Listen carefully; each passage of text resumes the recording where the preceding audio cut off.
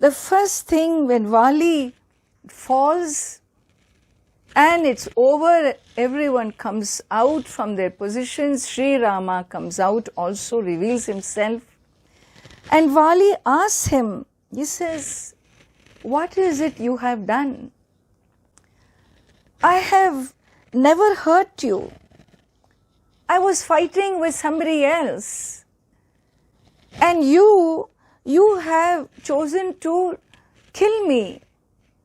I never raised a fight with you, and how can you do an act of adharma?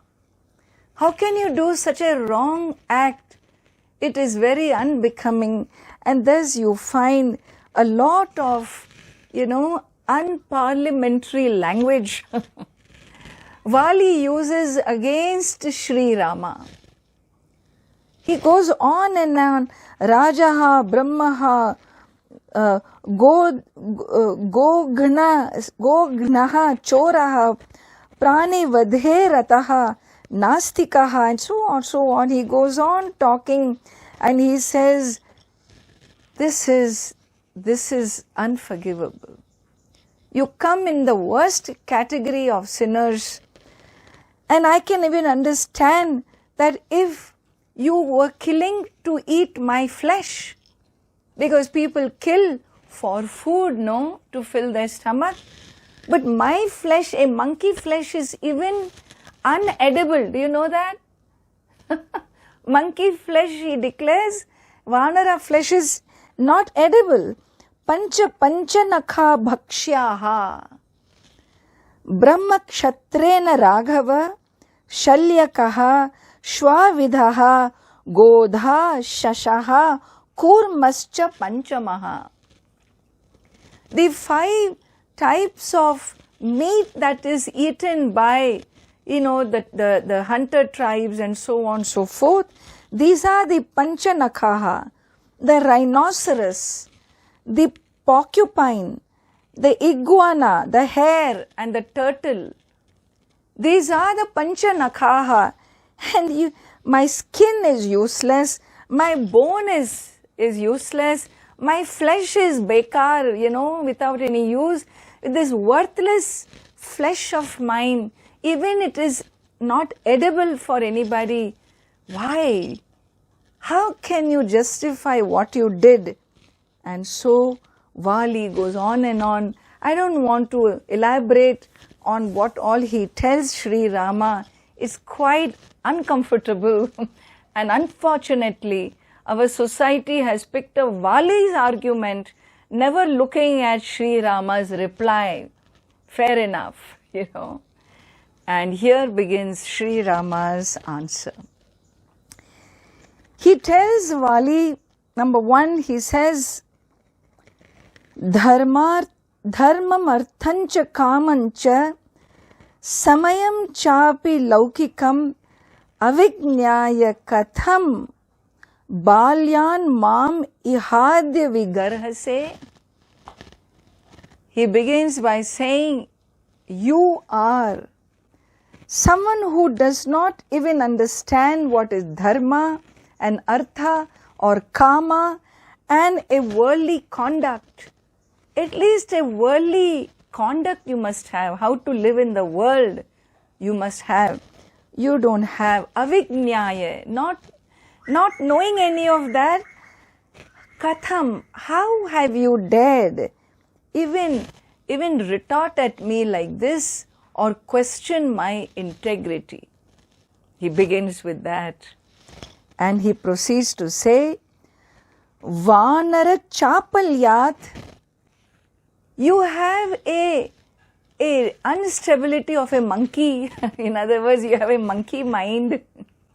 You have the instability of a monkey, and at least if you consulted elders are not unstable. Remember, this is a point we must make. Elders are more stable in their maturity, in managing their understanding of life, in their maturity, managing the understanding of life. Without even consulting the elders, without consulting the wise in your race, you have dared to talk to me in this manner. Understand one thing, Vali. Ikshvakunam iyam bhumihi. This is what I love about this text. Ikshvakunam iyam bhumihi. This earth belongs to the race of Ikshvaku. Ikshvaku race means it is the race of Manu, of Surya Deva. We are all children of Surya Deva because it is he who is the Prana Shakti for us. It is he who is the life giver. He takes support of the earth, the waters, and all the other ecosystem that exists on the planet. It is he who works with them to give us life, is it not? And therefore, it is his race, we are his children. Ikshvakunam iyam bhumihi. Every mountain, every forest, all the animal world, all the restraining, all the bountiful bestowing of nourishment or restraining, everything rests with this the earth. Everything rests with the earth and the elements. And do you know something?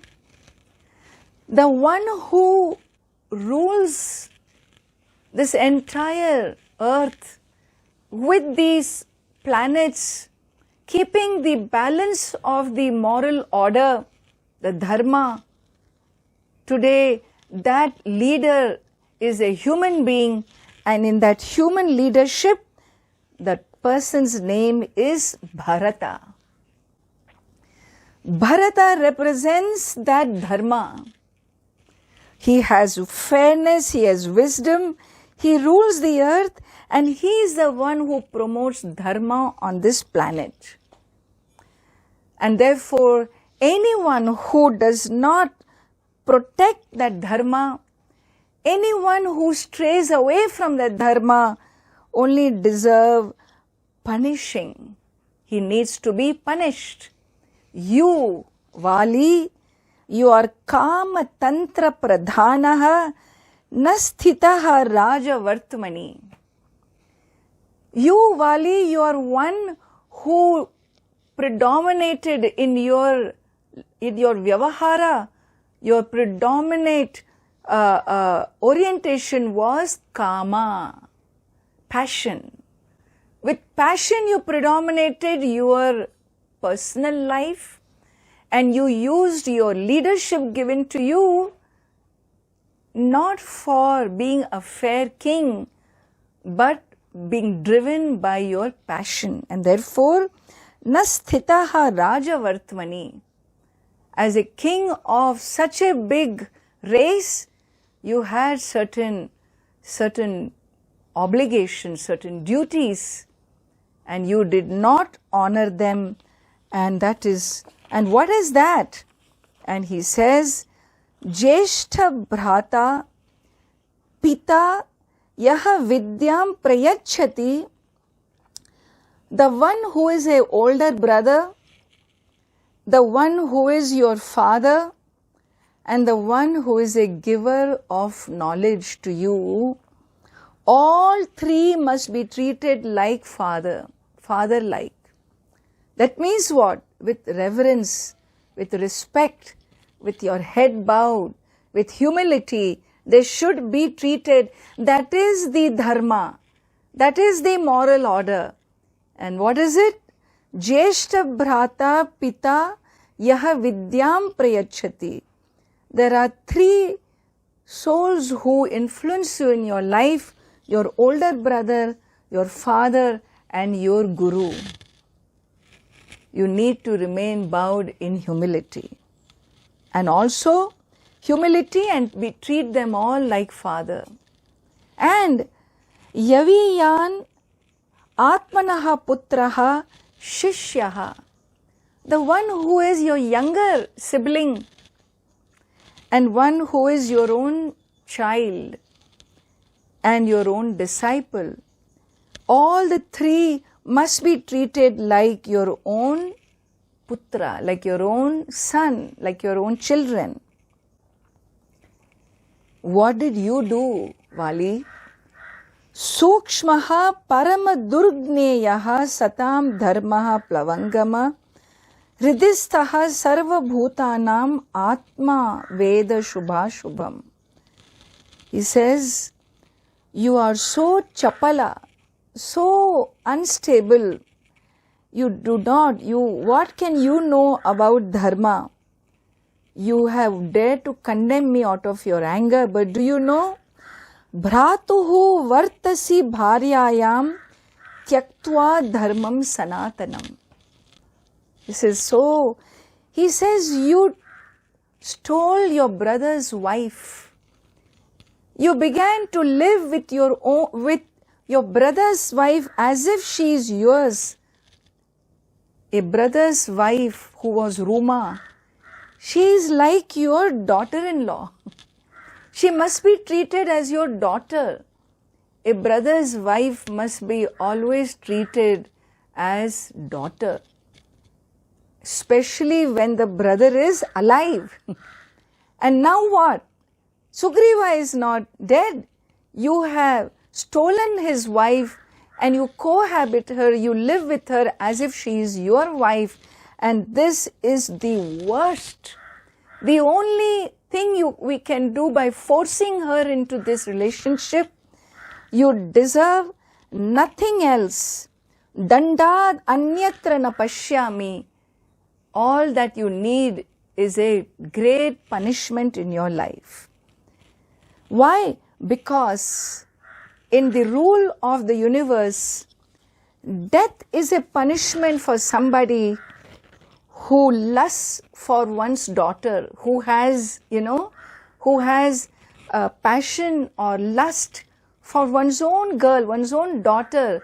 That man, death must be his punishment. Or for his own sister.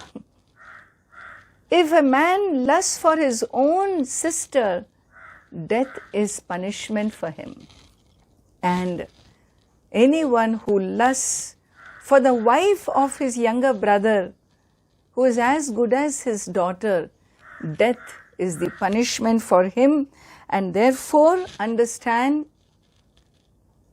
I live in the moral order of the universe, of which Bharata is the king, and we here in the forest are executing the moral order. Nothing short of death is what you deserve, Vali. I have made a pratignya. Sri Rama says, I made a pledge to get Sugriva's wife back for him, because that is dharma, and so also the kingdom. And therefore, understand, your danda, the punishment given to you, is in keeping with dharma, and it is not a violation of dharma. Wow!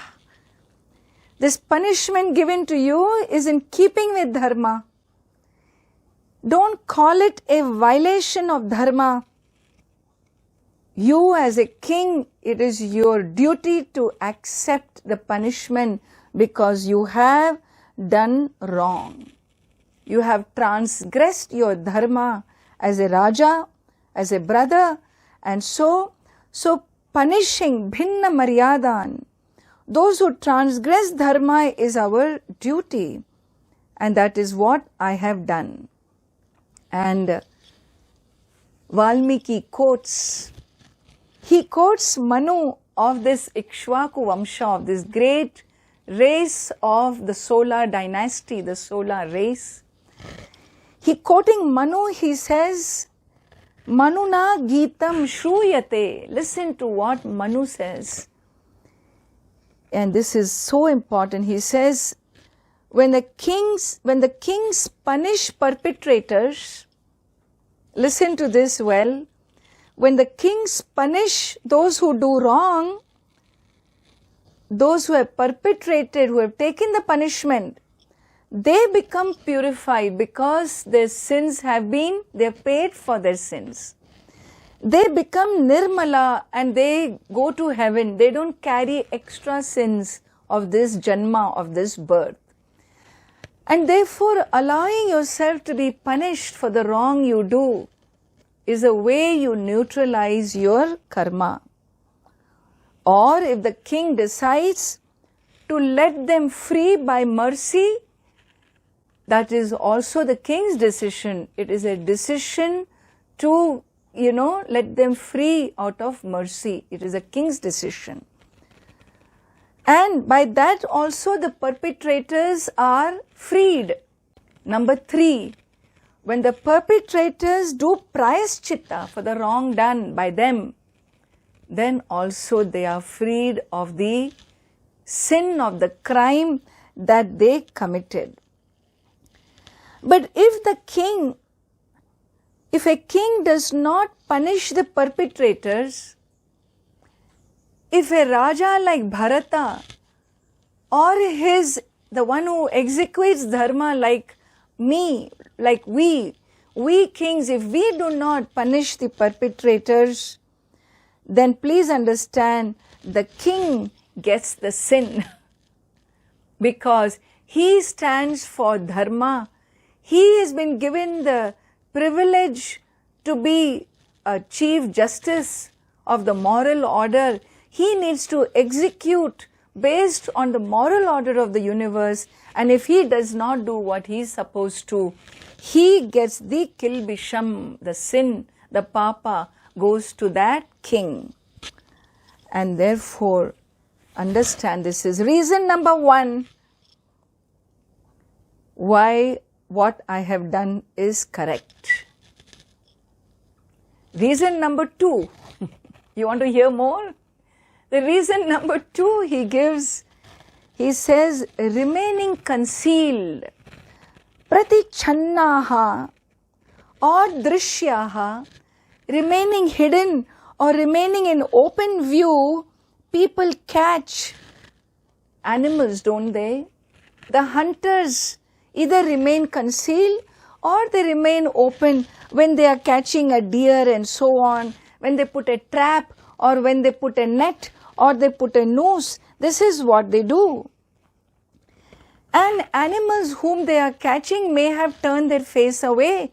Vimukhan, they may have turned their face away, or the animals may not be even aware. And that dynamic, na doshaha, it is not considered wrong if a hunter shoots a deer that is, or a bird that has turned its face away or that stands unaware, is it not? It is acceptable. You were mortally wounded by me with an arrow during an encounter with Sugriva.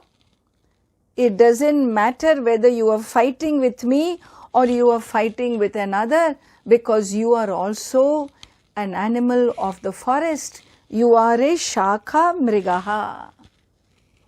You are an animal of the forest, and like any other animal, there is a law of the forest.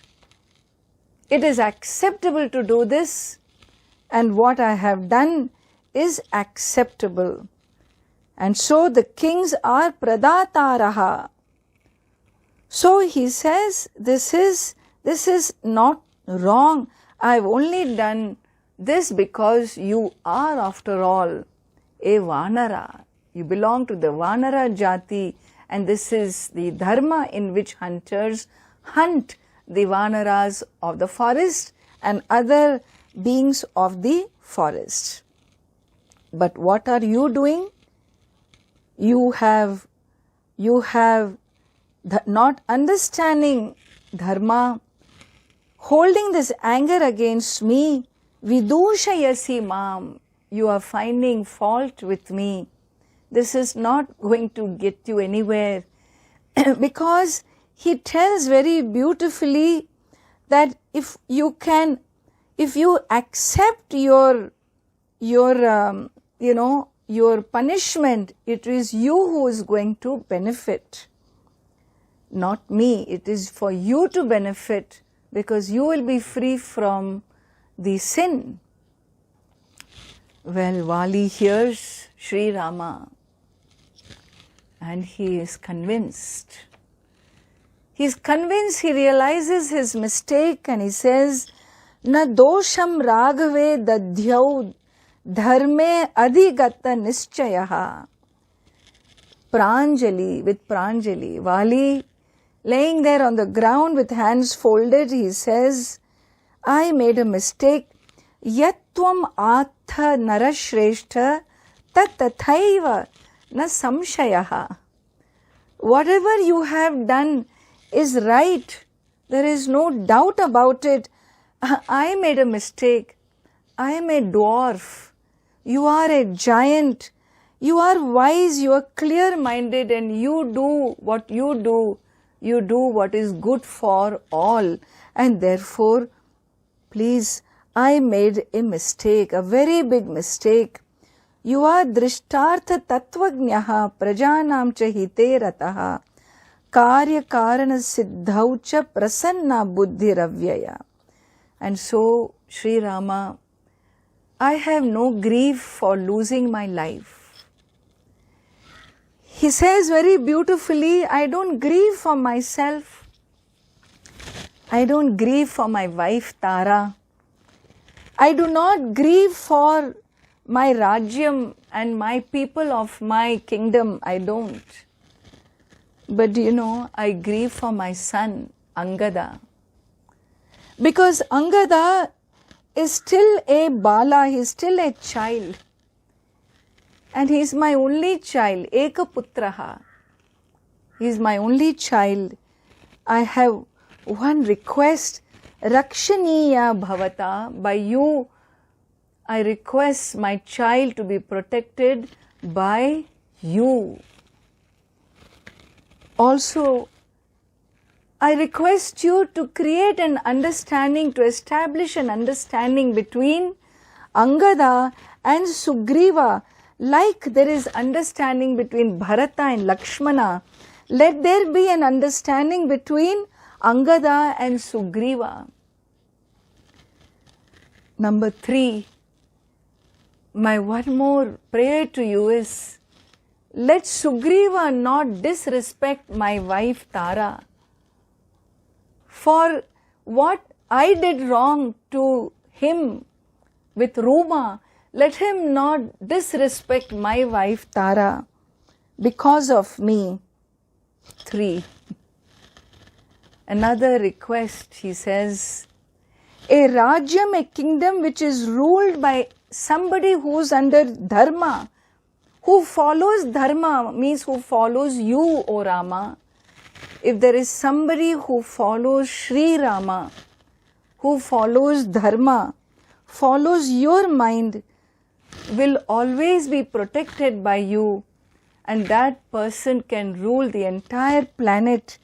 That person will reach Swarga also and see that Sugriva rules this Rajyam under your guidance, that he doesn't go astray like I did.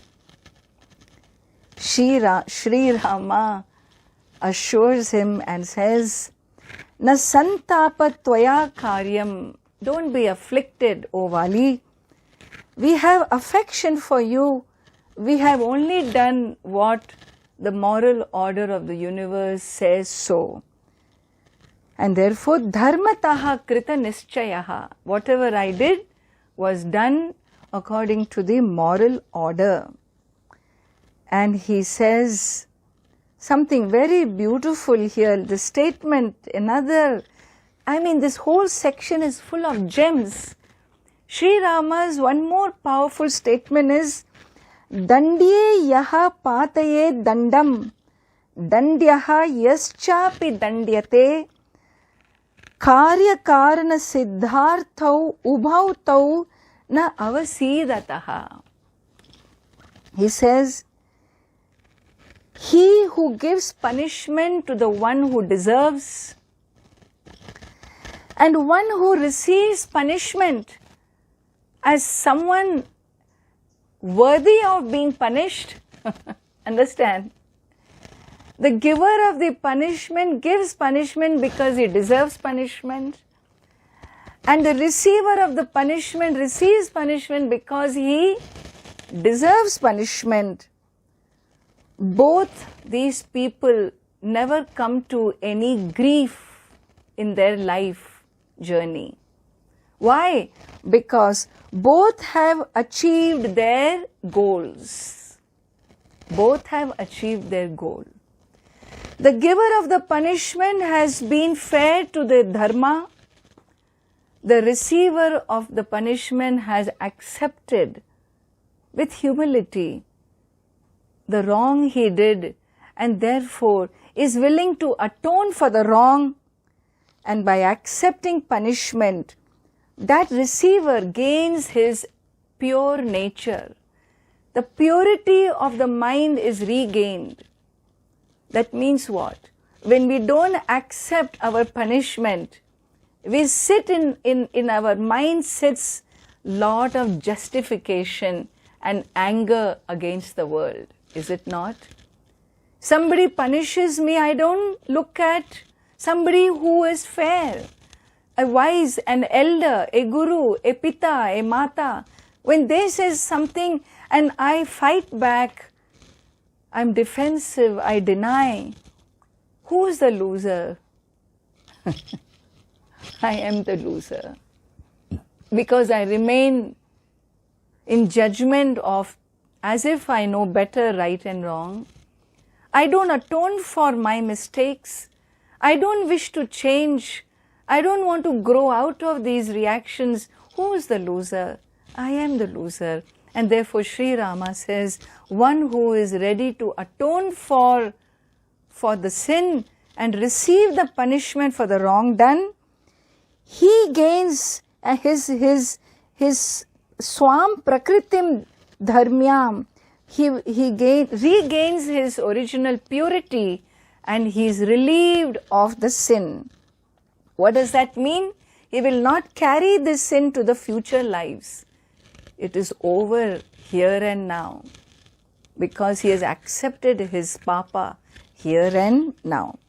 And therefore, Vali, Tyaja shokam cha moham cha bhayam cha hridaye sthitam. Give up any sorrow, any delusion, any fear that may be in your heart. You have accepted your sin. You will gain heaven. Whatever has happened is right. Angada will be taken care by Sugriva, and Sugriva will be taken care by me. All, and Tara, yes, Tara too. All of them will be okay. You be at peace. And thus saying this, Vali, one more time he folds his hand and asks Sri Rama to forgive him for the harsh words he spoke against Sri Rama, against Dharma. He seeks forgiveness and he drops. He swoons, he faints. And we will see in the next section this great Vali Sri Rama Samvada is not fully over yet. There is a lot more to come because Vali is convinced of what Sri Rama has told. But when Tara finds out, when Angada finds out, when they all come to the battlefield, are they going to accept this? Who's going to blame whom, where, what, how? The whole family is going to reconcile. Will Tara reconcile with Sugriva? Will Angada accept this uncle who, because of whom his father was killed?